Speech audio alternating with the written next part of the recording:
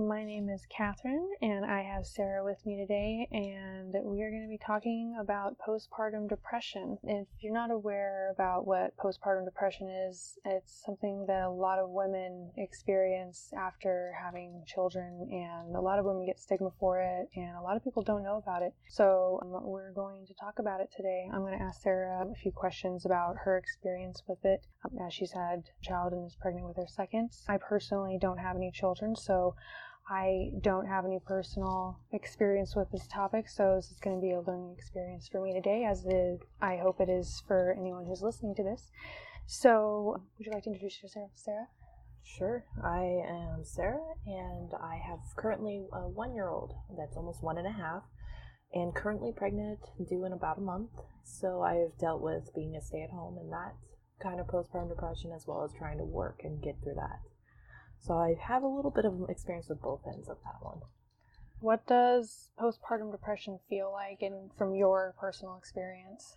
From my personal experience, it's really hard because there's not a specific feeling to it. You just, all of a sudden you'll get overwhelmed with a feeling of like, I'm inadequate, or you'll get overwhelmed with a feeling of like, you just don't want to be around anymore.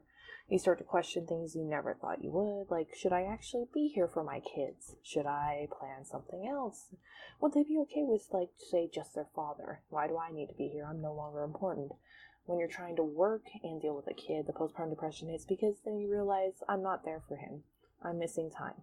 When you're there with them all the time, it hits in a way of, you still feel like a failure because you every day, like, when you deal with a child every single day, eventually you're going to snap. There's only so long you can take of a screaming child before eventually, even as just a human, you're just gonna snap at it. Right, so, like a lot of people make it seem like moms are like completely invincible to, having these human emotions anymore once they have a kid. Like you have to put all of that on hold once you have a kid. You're not allowed to feel angry or tired or upset anymore. Yeah, like if you say anything or complain about it often, you're put, well, you have a kid, or you're just put down for it, when often it's not something you can control. When every single day your main conversation is with something that cries, that's it. There's no conversation, it's going to hit you the wrong way. And then if you're not there, you're hearing from people even that, oh, so you're here at work rather than with your kid. And it's like, trust me, I already know. Right, I'm here. It's like you can't win either way. Someone's always going to have to comment on your parenting style. That's kind of how it is nowadays, no matter what. There's right. a comment on something parenting-wise that you're doing wrong. Like, there's no, like, right way to, parent. Each child's going to be different because they get their personality from their parents. So while something may work for one parent, it's not going to work for another. Right. Hence, or like between two different kids. Like me and my sister are completely different people. Which causes different kinds of parenting. Like I'm having another boy, but at the same time, I know it's going to be different. They can be similar, but there's still going to be differences, and I have to work with those. Right. There's still an individual person that's going to be trying to figure themselves out and incorporating a lot like that comes from like parents and everything. Like postpartum depression, there's not really a feeling; it's just overwhelming emotions that hit. And usually, what happens is because the hormones are just going so crazy, it causes your brain to go crazy. That's why at the end of pregnancy, you'll see a woman often deal with depression or deal with anxiety and all that. It's just the hormones starting to hit. And then when you let your brain overthink, it just kind of starts to hit that. So there's not like a specific feeling, but there is definitely thoughts. And it's almost like a state of mind that comes and goes, I guess. Yeah. How often do you still experience it? Definitely, especially being pregnant. Like right now, the biggest anxiety I'm having is it's literally going to be 16 months between the two kids. Right. So it's a kind of a worry of like, am I going to love them the same? What's going to happen? Can I handle 2 kids? And then it's like I'm staying at home, and it's hard to have friends when you're a parent because there are people that just want to go out and party all the time, and you don't have time for that.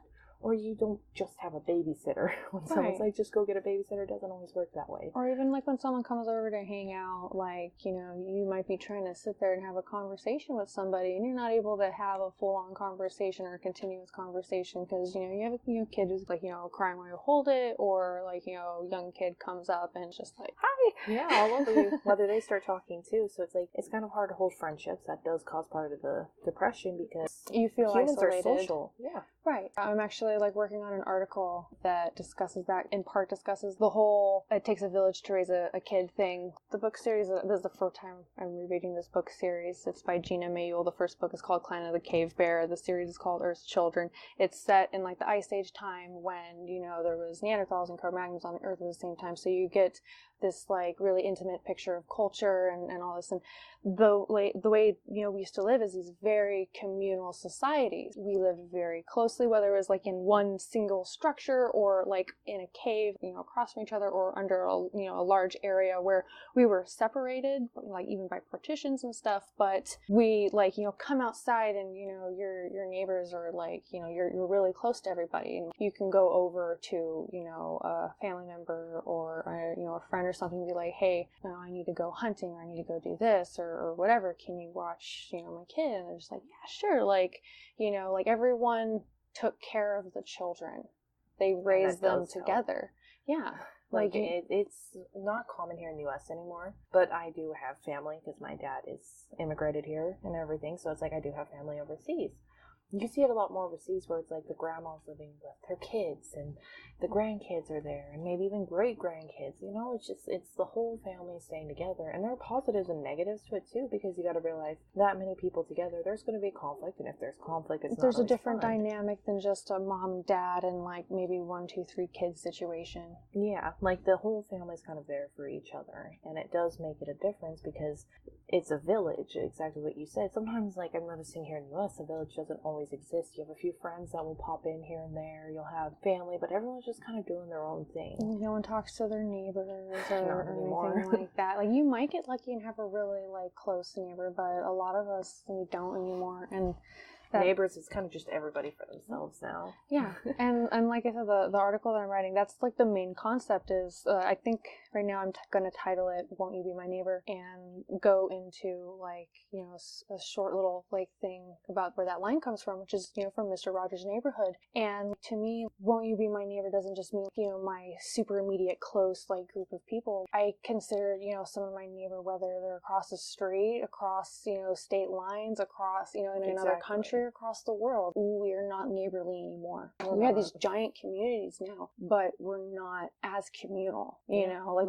there's pockets of them, but for the most part, we don't talk to people outside of our very close circle, and we don't show other people kindness. Well, it could also be from like someone getting hurt, because like this I got more from my dad. My dad's like, well, we took care of our kids on our own without help. You can do it too. So it could be someone was hurt too, of like, they didn't have that village. They were denied that village. So now they're denying. They're continuing that whole situation that happened with them. We need to break that cycle, I think. I think that would be like something that would be interesting to... Breaking the cycle is kind of something I noticed a lot more in this generation compared to a lot of others. And I think that's what scares a lot of people. Like, even as parents, I'm seeing a lot of breaking of the cycles. Like, between me and my husband, we're breaking the cycle if we were abused growing up. We're breaking that cycle. I see a lot of people I talk to where it's like, their parents did this and they're fixing it. It's just, we're seeing the mistakes and starting to come in and start correcting them. Right. You're learning the lessons, you know, you're learning from the lessons of, you know, your own childhood and your parents and everything. Because something that people don't just, you know, like consider is that our parents, their parents came before them. A lot of them, like, were still figuring themselves out when they had kids, and they were still trying to come to an understanding of life while they were raising us. So, like, that in itself is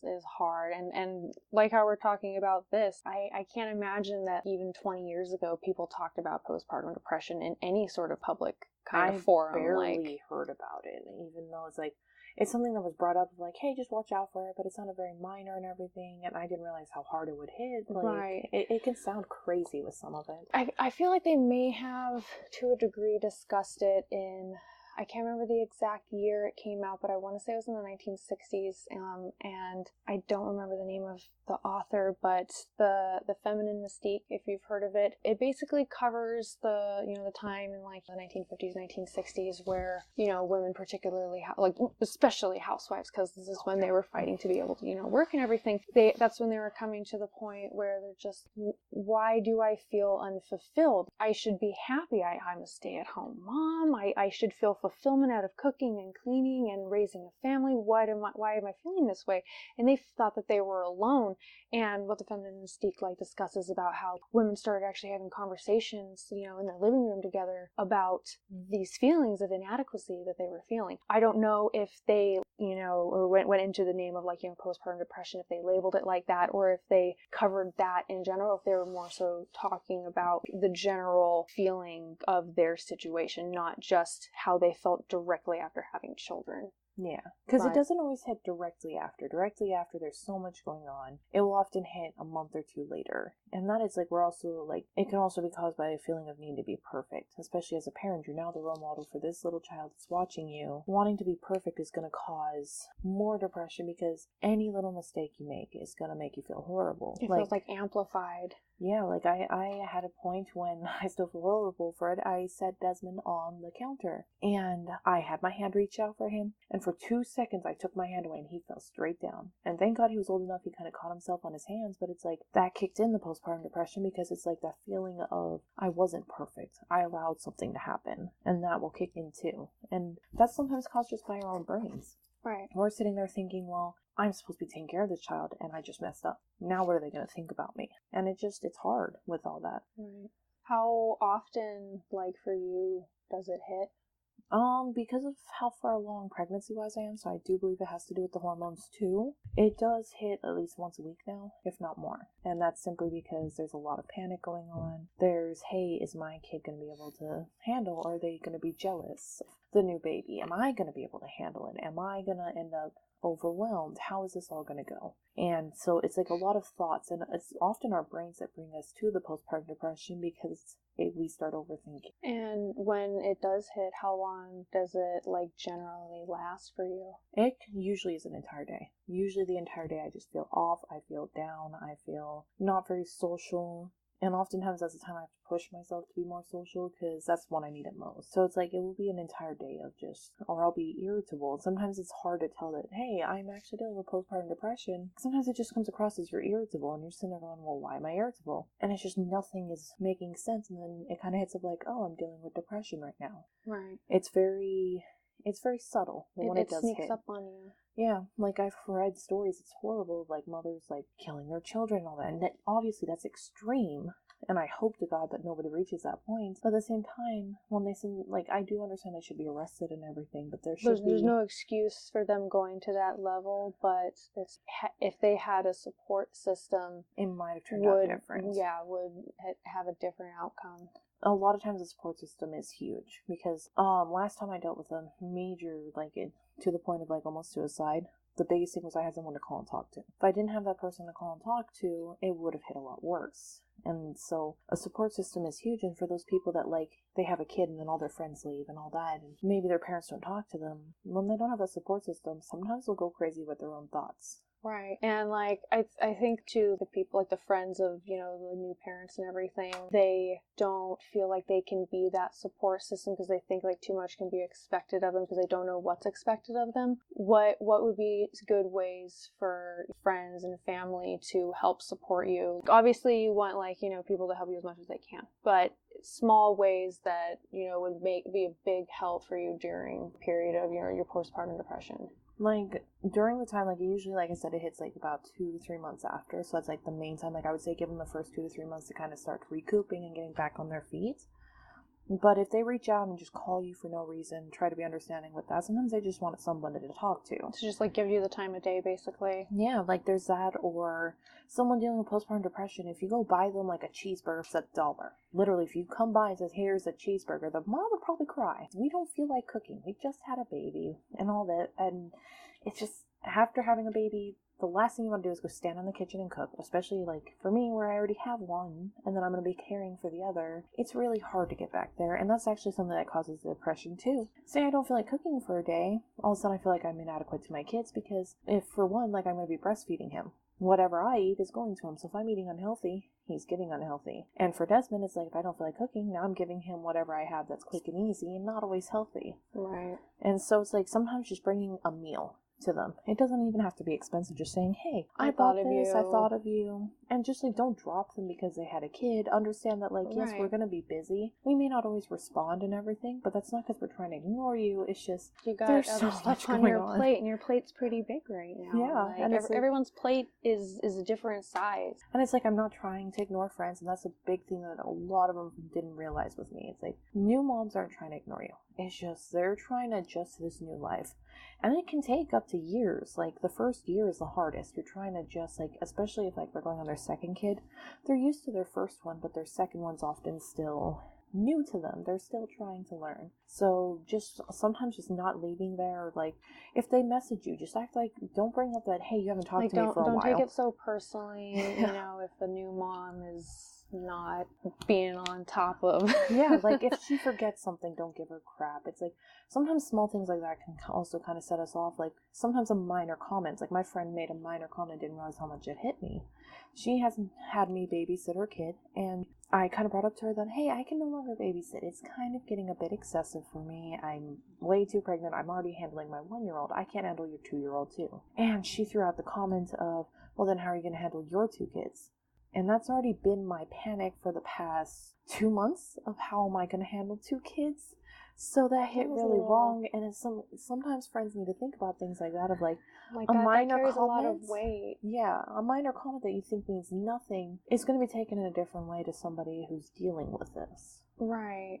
And it, like, especially in that situation, you'd think it'd be more understanding. Like, it's one thing when it's your child. It's another thing when it's another kid, especially when it's someone who's older than your own kid. Yeah, and it's like you're trying to manage it. You're pregnant. And dealing like, with it's not, you're basically, in a sense, taking care of 3 kids in that particular, like, because it does like, take you're a lot taking of care energy. of yourself. You have to counter in your ability to do that because of your condition. That, you and know, like it's mental not like health, it's not like if you weren't pregnant, you had 1 kid and you're babysitting another kid. That would be, I feel like that would be completely different right now, because it's Because like I would have the energy. You'd have more energy. You wouldn't be like tired and like this heat. And it's just it's sometimes you have to watch the comments you say, because you may think it comes across as okay, but in reality it's coming across way worse.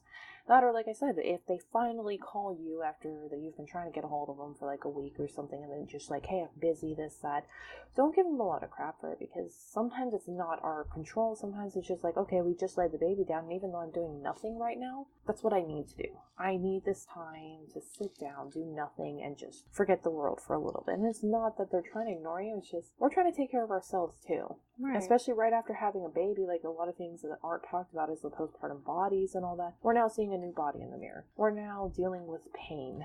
And we're now dealing with our body having a lot of stuff come out of it that's not necessarily fun. And it's like we're dealing with all of this and looking in the mirror at the new stretch marks, the belly kind of flopping down, because nobody really talks about the postpartum bellies and all that either. Like, some people still look pregnant, others it just looks deflated, and it's just your body has to recoup from that. And it's like we're sitting here looking in the mirror and seeing that. Right, like it took like how many months for your belly to stretch out? It's gonna take some time it's not a rubber band. People don't talk about that. That's the funny thing, because I expected it to go right back till like I was getting close to having my first, and I was like, right, it's just it like, doesn't go back. The baby's gone, you can go too now. Yeah, that's how I felt about it. And it took a while, but I ended up starting, like, everything kind of went back to normal after a while. Obviously, I got pregnant again, so I went back to that, but it does get better. But in the beginning, you're looking in the mirror like, what happened? Like, you're seeing your boobs leaking because breastfeeding, even if you don't breastfeed, it's still going to happen, because you have to get your body out of that, of wanting to breastfeed. So now you're seeing that your body does change from the boobs and everything, and then it changes with your belly, and then depending on what happened is some people will have a C-section scar. You have to get used to seeing that. Like, me personally, I didn't have that, but it's still, there's a lot of things to get used to, and like seeing a brand new body that you're not used to, that you're not necessarily happy with, and stretch marks are such a thing that's like, people put it down. If I go out in a 2-piece with stretch marks, somebody's gonna stare. People like put down women who have C-sections in the first place. They're just like, you didn't actually give birth, and it's just, how fucking dare you say that to somebody? Because you never know the situation of the C-section. Like, what if it was fear. What if it was a breach? Yeah. What if the mom was gonna die because she couldn't actually push the baby out naturally. I probably should have had one with my first. He was 9 pounds, 9 ounces. And it's like, even though I didn't have a C-section, I still got stitches, obviously in a different place, and it hurt.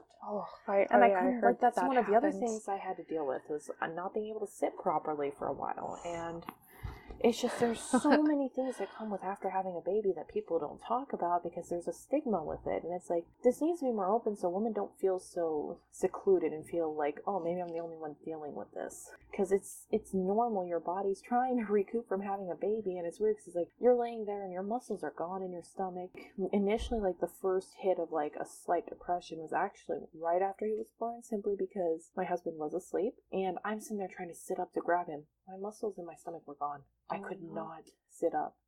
And I literally had to fight to do it. And it was the weirdest feeling. It's like I'm sitting here trying. Right. And it's like I'm sitting here feeling like a failure because I can't. And it's a weird thing to deal with after. And so we all think about the baby right after the mom has it. Like, here's clothes for the baby. Here's this. No one considers what you're going through. If you grab that mom a bath bomb and say, hey, I'll watch this baby for an hour so you can go take a bath, they'll be the happiest on earth. It's just simple things like that because I'll come over, wash your dishes. Hey, do you need some groceries? I'm going to be at the store. Seriously, like small things like that of like, hey, I'm going to the store. Do you need groceries? Because right, it doesn't have to be something big or something constant, like always watching your kids for you. Yeah, I mean, it's something small that you can think of like, well, they have 2 kids or they only have 1 kid, but they're so small that it's probably hard to go out. And like something else that isn't talked about is the 2-hour increments you live in. Like, oh yeah, because they're up and for the first, like, is it like a month or 2? It usually can last up to 6 months. Oh wow. Where it's like you live your life in 2-hour increments. You feed the baby, they go to sleep or whatever, you play with them, and then they're up again, they have to feed, and you have to do everything in 2-hour increments. And that's way harder than most people think. So like every 2 hours you're basically repeating the same thing over and over and over again. Exactly, and you have to fit everything in that 2 hours. Like, okay, if I'm going to do dishes, I need to do it in this 2 hours. And if you're managing a second kid, not only do you have that 2-hour increment, you now have to turn around and try to match their schedule and hopefully match the 2 kids' schedules. Right. And that's going to take time.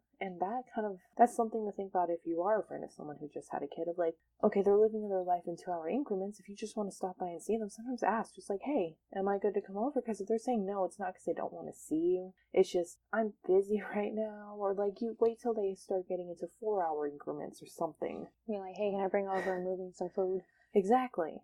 Literally, it's small things. Like, everyone thinks, oh, we're just going to demand babysitting. Most parents actually would prefer to stay with their kids. It's just, when we see the dishes piling up and we're trying to take care of this baby because we only get 2-hour increments, but it's like we feed them and we're just exhausted, we're not going to get that done. And I'm not saying, like, come clean their whole house, but, like, if you come in and say, hey, I'll do a few dishes for you, here's some lunch, it'll make their whole week. And it's just small things like that, because it's like a lot of friends will just vanish simply because they feel like, no, I'm not important, or they feel like they're being ignored, when that's in reality that makes the mom feel even worse, because it's like, I'm not trying to ignore you, but or maybe they feel like, oh, I would just be a bother, like I'd just be in the way, you know, like they probably just want to be left to themselves. And it's just like, they still want to talk to people and they, you know, be interactive with the outside world. You may be kind of housebound for a while, but like the first 4 months is the biggest, where you're typically housebound. It can last up to 6, but typically 4 is around about that mark. Once they start reaching where my son's at, which is a year, that's kind of when you start to open up a little bit more. But even then, he still takes 2 naps. I have to schedule my day around them. Like, how long is the average time that women take off for maternity leave? Average time is averagely about a month, if that. That's crazy. And it's not even enough time to fully heal, because I can tell you it lasted more than 2 months for everything I was dealing with my body. So it's like they're going back to work dealing with this new body. Sometimes their body's not done, actually guarantee their body's not done healing. So typically they're still bleeding. There's still a lot of issues. They're still wearing like those adult diapers, all that. It's not fun, and they're having to go back to work, if not they'll lose their job. Right. That's why it's like I kind of support the extended maternity leave and possibly paternity too, because the fathers are just as important. It's not because like a lot of them were like, well, you're not the one who had the baby. No, yes, but they're a huge support. And besides that, like, a father's brain goes through its own chemical changes when a new baby is born too. It's not just the mom. Like, yes, they didn't go through the physical changes, but that first week, typically most fathers are given a week, and that's kind of what we're applying for. But that week of being there, they help the mom eat. They help the mom be able to clean up. You just pushed a human being out of your body. Like, I think you should probably like be lying down or sitting and sleeping and resting. You're supposed to be very relaxed for 6 weeks.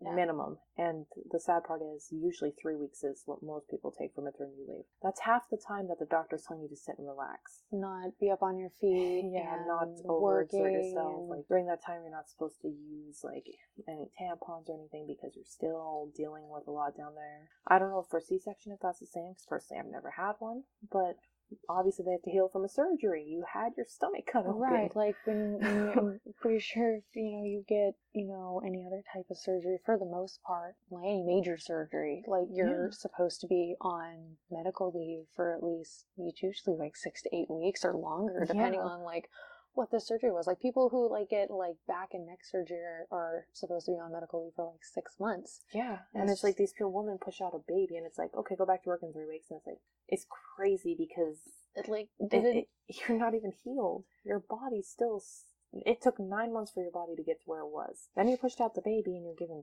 3 weeks. Right. Like, that's impossible. Like, I can't remember the exact numbers, but I remember seeing like an infograph that was basically like the human body can withstand this certain amount of pain tolerance, essentially. But when a woman gives birth, it's way over that pain tolerance. It's they said the pain equivalent is having every single bone broken in your body at the same time. Literally. That's but what you go back to work in a month.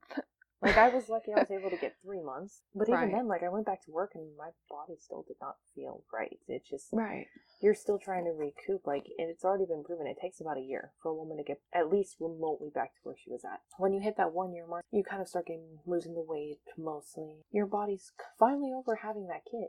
Like, I'll be honest, I did not have that year break between the 2 kids, and that is going to cause my body a little bit of issues. It's probably going to take more than that year. But it's sad when you find out these things of like, okay, it takes a year for your body to recoup, and people in the US are like, why aren't you working in 3 weeks? It's like, I'm barely alive at this point. Right, like, what do you expect from us?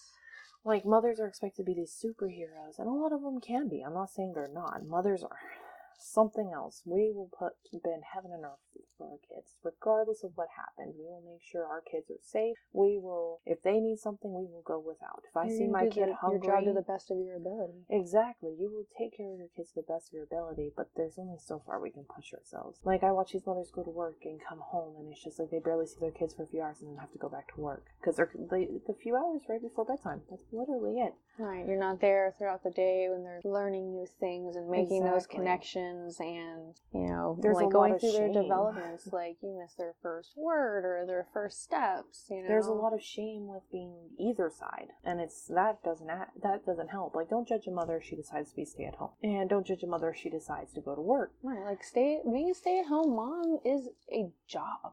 Yeah. If I actually got paid for it, we'd be rich. Because I get lots of overtime. I've literally never stopped working, because even though, like, now my son sleeps through the night, even though he does that, I still, if he wakes up, because he's been teething, if he wakes up in the middle of the night in pain, I need to be there for him. It's a never-ending job. And so when someone downplays it, it makes it even harder, because there are points that even us as stay-at-home mothers are sitting there going, well, maybe I'm not that great, because all I'm doing is sitting at home all day. And then it's like, sometimes we have to step back and look and be like, well, I'm actually helping clean the house, I'm taking care of the kids, I'm making sure meals are cooked, I'm keeping up with everything. And so it's like the mothers that are going to work too are shamed for not being there for their kids, but it's like they also got to provide. Some mothers don't have the luxury of staying at home. Right, like, especially like single moms. Oh yeah, they have to go to work and they have to provide for their kid.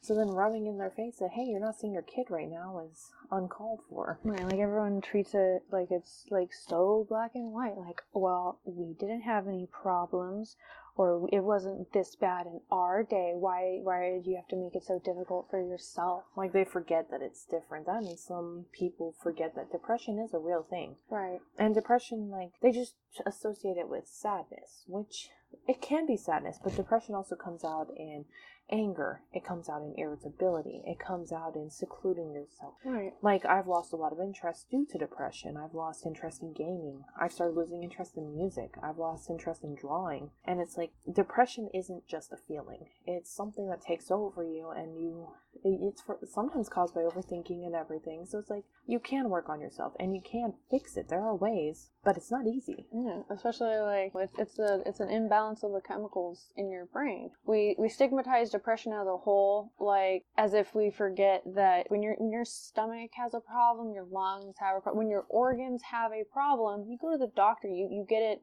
checked out, you get something taken care of with it. We forget that our brains are also an organ, except when our brains get like sick or something happens to them, that's the imbalancing of chemicals and anything else that goes on, that causes mental health problems like depression, anxiety, PTSD, like, all and like when that. you already deal with them beforehand, like I was dealing with depression before I had my son. It was just a lot lighter and a lot more manageable. And that was what I was going to ask next, is that they say that from when I was like looking into postpartum depression a little bit, one of the things it was saying is that if a woman has already dealt with depression or has ongoing depression prior to having children, she's a lot more likely to suffer from postpartum depression. Like I had it very minorly, but that was due to the way my dad treated me. And then it's like, I was like, okay, so if it's depression's going to be like this, I can handle it. And it's like a whole other a different kind of thing to use. It's like, you see this car moving and you think, okay, it's moving slow enough, I can jump onto it, I can handle it. And then next thing you know, it's going 70 miles per hour, and you're like, okay, hold on, that wasn't handleable. Or like next thing you know, like you're already hit by the car. Like that too, and it does hit like a train. Like the first time you feel postpartum depression, you're sitting there going, whoa. And it's like, that's why it's like when I hear these mothers like where they're getting shamed because they thought to kill their kid, or they were doing something and everyone's calling them crazy. Because like, well, what about when they had depression and thought about committing suicide? Yeah, it's just an extension stigma, of that, though. right? And it's like sometimes we think about killing our kids too, because it's like, well, if I don't have the kid, I don't have to deal with it. And it's like, that's a stigma too, because everyone's like, well, why would you ever think that about your kids? And it's like, it's not a thought I like having. It's not a thought, and it's ran through my mind like once. It's not very common. I will be fair on that. But it does happen. There are times that you're sitting there thinking like, well, what if this kid wasn't around? And it's not because you don't love them.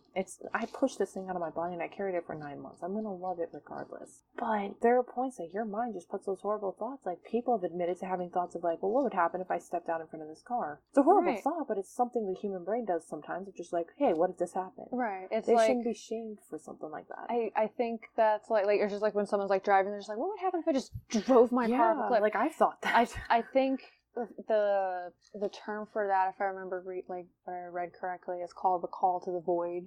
Essentially, I've kind of seen something like that. And like it's like those thoughts, you almost don't think of them cognitively. You did not like form that word with like a purpose or something. It went through your mind like that before you can even like consider, why did this thing go through my mind, and then why did I think that? Yeah, like that's not what I want to do. That's not what we plan to do today. And obviously some mothers, like, they do go forth with it and actually do it. But it's like, I still do feel like they should be arrested. I'm not denying that. Right. But I'm not saying throw them in jail. I'm saying maybe try checking their mental health first. Maybe they should be like a mom doesn't who make like it kills right. her kid because I guess because as a result of postpartum depression.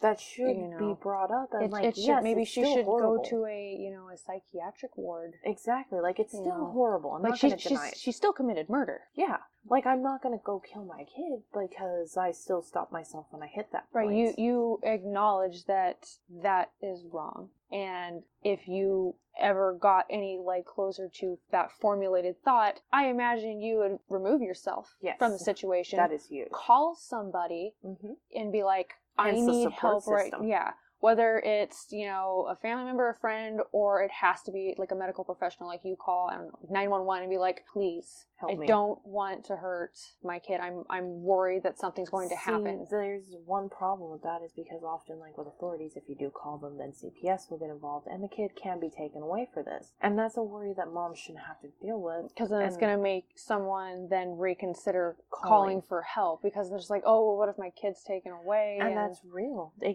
can be taken away because they feel you're too depressed and can't handle them. And that's a person making that choice. So they can feel you're too far gone when you're not.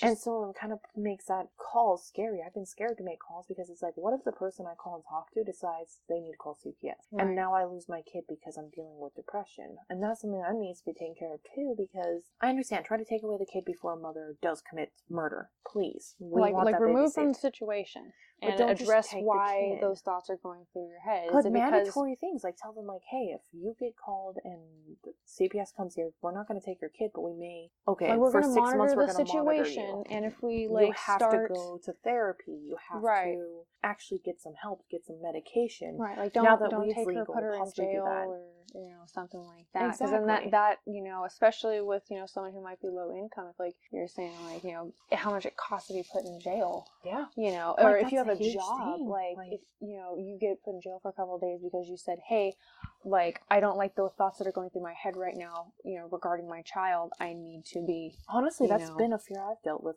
trying to speak up, is because what if the person I talk to decides to call CPS, and that can get my child taken away? I'm still very capable of taking care of my son, but I still had thoughts run through my mind of either killing myself, and like I said a few times, of like, what if he wasn't around? I've never acted on them. Right. And that's something that needs to be taken into consideration, because when a mom's worried about that threat of losing her kid, it does sometimes snap them back, which is a positive, and that has helped me, like, okay, I need to calm down and all that. But at the same time, that threat makes us scared to reach out, because what if we reach out to the wrong person and they use that against us? Right. So maybe it would be good that if you, regardless of whether those thoughts have gone through your mind at all, or like you're experiencing postpartum depression, but you haven't experienced those thoughts yet, but in the case that you get to that point, maybe, like, sit down with someone that you do trust and be like, you need to be open about those thoughts. Be like, I need to know if I ever get to this point where these thoughts run through my head, or I ever feel like acting on those thoughts, I need to know that, like, I can call you and that you will help me work this out. Yes. Without the situation leading to, losing my child. Yeah, like, straight up, like, your being kid able to talk to someone helps. Like, I finally admitted to my husband that, hey, I am dealing with these thoughts. I don't know what to do, and they scare me. But that's good, and you're getting those thoughts to get them out. Yes, that doesn't make the thoughts right. It's still horrible to think to kill yourself or kill your baby or anything like that. But being able to reach out and talk it out helps you get over those. And then that other person who you involve in the situation is then able to help you, because, like, a lot of people, like, who live, with someone who has depression, or in some type of relationship who has depression, they may understand that person has depression. But if the person who is experiencing that doesn't communicate how they're feeling, or why, they're feeling a certain way or something, that other person, they're not going to know what's going on. They're not going to know how to help you, or, what you're going through, or whatever. Like you were saying earlier, irritability is a symptom of depression. If you're just being irritable, and sometimes you don't even know. Right. You're just like, okay, I guess I'm dealing with depression. Like, but I had to figure that out the hard way. It was actually ironic. I was just going through Facebook, and I saw one of my friends shared something about depression. Like, she does quite often to kind of give information about it. And I saw one of us said, if you find yourself very irritable for no reason, it can't be a sign you're dealing with depression. Then it finally hit. I was like, or if you're sleeping all the time. Yes. And it's like, it finally hit me of like, oh, that's what I was dealing with. So it was kind of nice to get that and figure that out. And that's how you can also tell if it's starting to be onset, because, like, it'll come and go, but you'll start, like, if you start, like, realizing you're not having, like, interest in things, or your sleeping's getting messed up, or you notice any other symptoms that you consistently experience when your depression comes and goes, you can be more on top of identifying those and preparing yourself, and being like, especially like if you're living with somebody or in a relationship, and you're just like, I'm just letting you know my depression's coming on right now, so please work with me. Yeah, like, I may need more attention. Like, don't put it as like, or don't use it as an excuse, obviously, because I have seen some people where they'll use it to the point of like, oh, I can do whatever I want because I'm depressed. Like, you still need to work on yourself and your mental health and try to fix that, because in the end, it is up to you. And I know a lot of people hate hearing that because they're like, well, I can't always fix it. It is up to you to be able to fix it. And that's because your mind is the one doing it. Your mind's the one that starts putting these thoughts into your head. And it is hard. I'm not going to deny that. But one of the quickest ways to start it is reminding yourself of what you're doing. Take a deep breath. Think about, okay, I have this great healthy baby. I have a family that loves me. I have a house. I have food in the fridge. Just like focus on the positives. Maybe sit down and write it out. Write it out. Not necessarily like the pros and cons, because that sounds like it has like, a negative connotation to it. But like focus on the pros. Just be positive and or just list the positives. Yeah, because you need to get your mind out of the mindset of looking at everything negative. Like when you're looking for something negative, you're gonna find it regardless. So look for something positive, and you'll start to remind yourself of the things you have.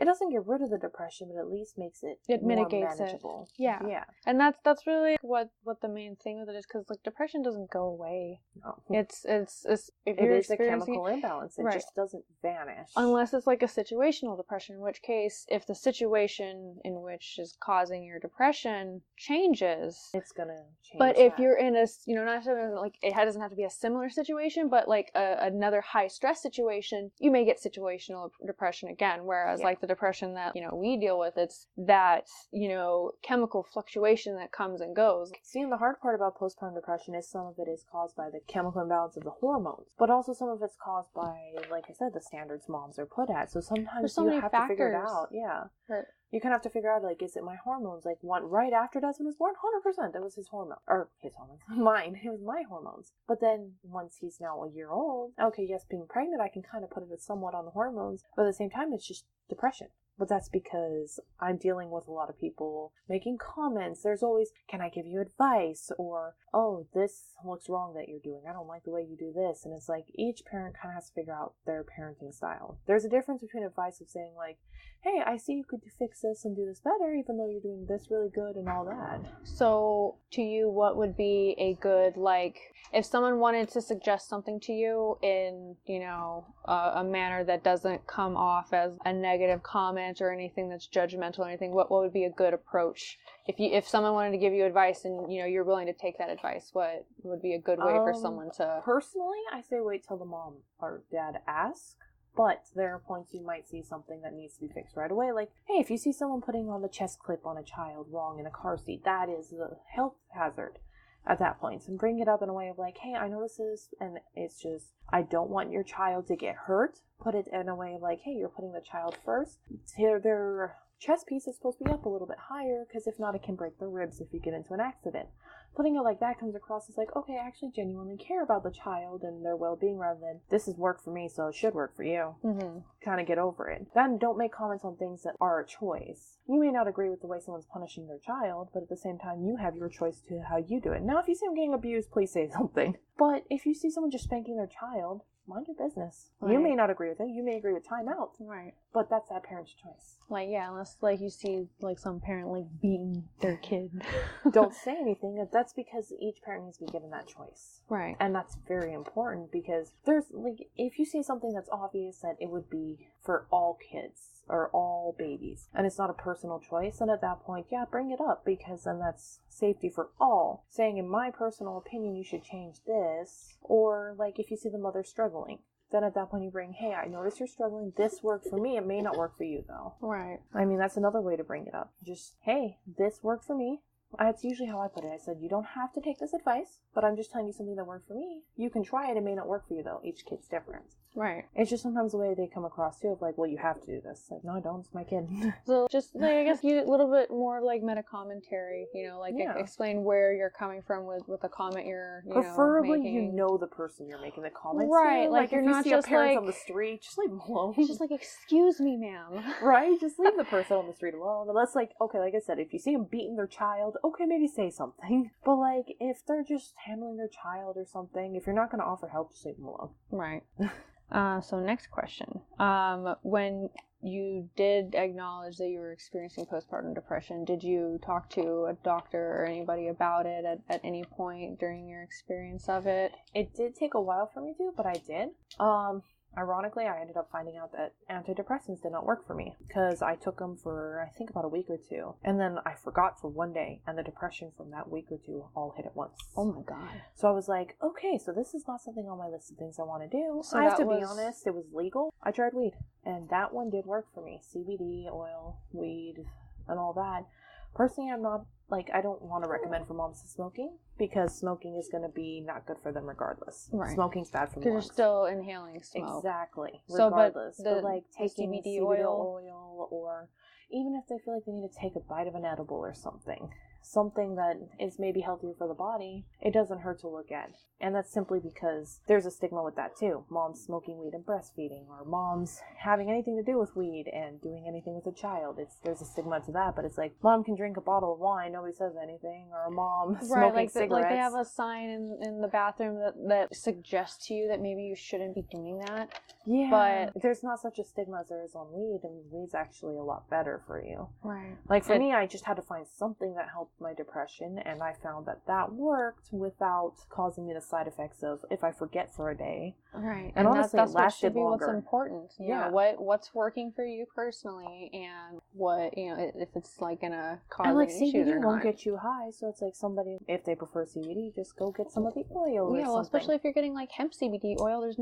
no psychoactive ingredients in it. Exactly. So it's like small things like that. Each mom kind of has to figure out what works for her. There are options. There are moms that prefer antidepressants. Me personally, finding out that all my depression would hit at once if I forgot, I wasn't okay with. Were there any other methods that like helped you besides the CBD oil? That helped to like mitigate it, or anything that you did personally? For some people, they're just like, what I did, kind of like in the beginning, I focused so much on my son that I gave myself no time for myself, and that made it worse. Honestly, you need to give time to yourself. I know a lot of mothers, that's really hard to say, because sometimes it's like, especially if you're a single mother, it's gonna be near impossible to find that time. Right. But you need to have self-care for yourself. Like, if you're gonna, I know some mothers, like, they don't want to admit it. Like, there was a point I went like almost a month without a shower because I was so focused on this new baby, so focused on trying to take care of everything. I didn't realize I went that long without a shower. And when you don't leave the house, you don't really think about it. And I didn't realize till I finally jumped in the shower. I was like, this feels so amazing. Why does it feel amazing? I'm like, oh, it's been like a month. And it's not on purpose. It's just you're so busy with life. Your brain's more concerned with everything else that's why it's going like for on. the friends, like if you're a friend, hey, come over and just give her a chance to shower. Sometimes that's all she needs, you know? It's just small things like for self-care. You need to remember to be able to take care of yourself. Buy a bath bomb. You can't take care of another person if you're not taking care of yourself. Exactly. You mentally need to be in the right state of mind. That's something I had to learn to do. Yes, he does come first, but I need to make sure my mental health is in the correct spot to take care of him too. Right, because taking care of yourself doesn't mean like you're not sacrificing anything for your kid. In the beginning, it does feel like that because, like I said, the 2-hour increments, if you even go take a shower, you feel like you're neglecting them. So it's something like a lot of moms need to think about is like, hey, you're not neglecting them. They're okay. If you take a 10-minute shower, even if you feel like you have to rush and put it into 10 minutes, still self-care. And that's what's important, is taking care of yourself too. Right. So like if you don't want to do antidepressants and you don't want to do weed and you're trying to figure out something else that can work, it can just be time for yourself. Make once a week where you go out with your husband or go out with some friends or something and have like a date night or a fun night or something. Or do it once a month. Some others don't want to do it weekly. Like, I know some others that have to do it weekly. I know some that once a month is perfect. Take yourself to a $5 Tuesday movie. Literally. That can do a lot more than most moms think. Sometimes just getting that break away helps a lot. Right. Is there anything you wish you would have known prior to having postpartum depression? I wish I would have known the way antidepressants would have acted on me. Because in the moment of dealing with it, I'm kind of just stressed out about my child. I'm stressed out about myself and these thoughts I'm having and the depression I'm dealing with. I kind of, when I got offered antidepressants, jumped on them. And I wish I would have known a little bit more about it, simply so that I could have found other options that didn't really require me to go to a doctor immediately. But that's not putting that down, because I know for some moms that might be exactly what they need. For me, that's not what works. I wish beforehand I kind of knew to try other things. I knew about the self-care. That's something I just threw off to the side. I forgot about myself because there's more important things. And it's just those small things I wish I thought about beforehand. Right. And that I wish I knew a little bit more about postpartum depression. It's not talked about. There's a big stigma in the way it was brought up. It sounded very minor. It sounded like postpartum depression would be like, I feel a little bit sad today. And that's it. They didn't bring up how scary it actually can get and how you can actually think about suicide and think about, like, there were times I would be driving with my son. It's just like, what if I just took myself out with a car? There were times it's just like I just started crying for no reason. It's a lot harder than they make it seem. Right. They bring up about it at the hospital and everything, but they don't make it seem as drastic as it really can hit. I don't know if you have Netflix or if you've seen the movie. I think it's called Always Be My Maybe. There's a friend of the main character who's like pregnant at the end of the movie. She's had her kid, and she makes a comment. She's talking to her friend. She's just like, "Oh yeah, girl, postpartum's real." And that's pretty accurate. Right. It's just like you laugh at it, because you're aware of postpartum depression and Exactly. everything, but at the same time, you're just, that's something that a lot of women, like you makes said, it it's just like you hear it understand. mentioned, but you're just, what's that? Or it's Well, just like it's it's extremely hard to imagine, because when you're pregnant with this child, you can't think of anything besides wanting to meet them. You just want to see this child. You want to be with them. You want to be able to see their little face and all that. You're excited to meet them. So postpartum depression, kind of, you think it can't be that bad because you're going to see this thing that you love, and it's like, okay, I'll deal with depression, but I have this thing and it will help me with it. But they don't actually help you. Because when they're screaming nonstop and you can't figure out why, when they're teething, when one in the beginning literally crying is everything, and you're not on a routine with them. That's their way of communicating. Exactly. When you're not on a routine with them because it's a new baby, it's gonna take a toll. And that's simply because you don't know this other person and they don't have words. Right. It's not just, oh, hey, what's bothering you today, little Timmy? It's they're screaming and you're about to pull your hair out. Like, I've had full mental breakdowns due to being in the house secluded for so long. Like, to the point of I was laying on the ground crying, almost pulling my hair out. And that's because my husband was working 2 jobs and I was at home all the time. And because he's working 2 jobs, I almost never got a break. I was constantly going. And it's just, I finally just laid down and just broke, because it's like, my son would not go to sleep. I don't know what was bothering him. I kept putting him in his crib, and normally he sleeps through the night. So the fact that he was just screaming nonstop, I could not figure out what was wrong. And I just hit the point of, I slammed his door. He was fine. He was in his crib. I slammed his door, laid down on the ground, just started crying and almost like pulling out my hair. And I was just so fed up. And it's like, you never think you'll hit that point. And then you hit that point and you're like, how did I end up here? It's stress. People don't realize you hit those points because they don't want to talk about it. Because, like I said, the whole issue of like, well, what if CPS gets called? What if this? Because like at that point, if somebody did hear me slam the door, they could call CPS, and that actually could be considered a dangerous situation, even though I pulled myself away. So I wish it was more talked about how bad it can get, so that mothers know what to expect and know when to talk to somebody. So last question. Are there any last tips or suggestions or words you'd like to share with any, expectant mothers, women who are experiencing postpartum depression or about to go, have a second, third kid? Definitely like that? Find somebody to talk to.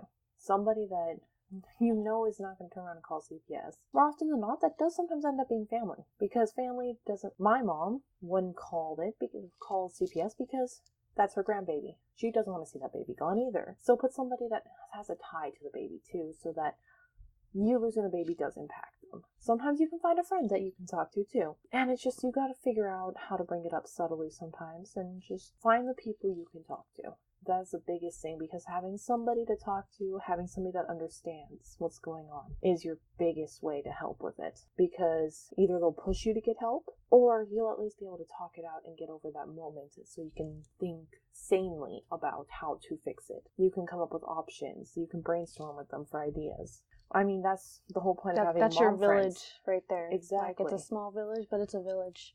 Exactly. That's why it's good to have mom friends who have dealt with it, where you can turn and say, hey, I feel this way today, and they're going to go, I felt this way before too, this is how I handled it. And moms need to be more understanding rather than saying, well, I've never dealt with that, trying to act almighty and hiding the fact that they've dealt with it. Don't shame people. Like, come on, why are we doing this still? Who knows? It still happens, but it's like, rather than mom shaming, understand that we've all hit there, and don't judge another mom for hitting there. I'm not saying it makes it right. Like I said, I've seen the moms that have killed their children. I'm just like, okay, you should have sought help before that. So I'm not trying to say it was right, but I am saying, like, you understand. I understand where the mind was going, and maybe why they hit that point. And if nobody was listening to them as they cried out for help, they're just going to go downhill. Right. So I think that'd be it for me. We need to be more aware of the situation and the people who are going through it in our lives, or may be susceptible to going through it, especially like if it's a new mom and you know that, mom and understand has depression. It's more than just the baby right after the baby's born. Yes, obviously it's a new baby. Come enjoy the new baby, of course. Just like, oh, we're so excited to see the baby. It's just like, well, what about me? I pushed it out of me. Right? Like, it's like while you're pregnant, they're all obsessed with you, and then it's like the second the baby comes out, it's done. It's like, right. It's still really important to care for those moms, because that's when they need it most. Like, literally a home-cooked meal would mean the world to her. If you're just like, hey, I made rice-a-roni and I have like a crap ton. Do you want some? She would never say no, because she can't cook herself. Right. She's going to take whatever she can get. Nobody got time for that. Seriously. It feels like that after having a kid. You feel like you don't have time. Like, even with Jasmine being older, I find it hard to find time to cook sometimes. Right now, it's mostly because I can't stand for long periods of time while being pregnant. But, like, when people ask, what can I do to help? It's simple, small things, you know? It's easily forgotten because it's like, you don't think about the fact that she's struggling to get a meal. Because it's like, okay, if I have something in the microwave that's quick and easy, but I still got to deal with the 2 kids, what if they're screaming during that time and you're just mentally already worn? Just, you don't even want to go eat. Accidentally burn your food because you had to walk away because something got knocked over or someone got hurt and they're screaming now. Like, if I'm dealing with 2 babies, I'm going to have one I'm going to lay on the ground and can't move, and my other one, one of my other one's like suffocating my one that's laying on the ground. Like, there's a lot that can happen, and it's just, sometimes these small things mean the world. And that can help with the postpartum depression too, because it's like, she feels cared for and remembered. That's a big thing. Just care. Yeah, in general. Literally, you don't have to come take care of the baby. More often than not, she'll probably refuse, especially with a new baby. But just bring her food. Like I said, it doesn't have to be expensive. Bring her food. Bring her food.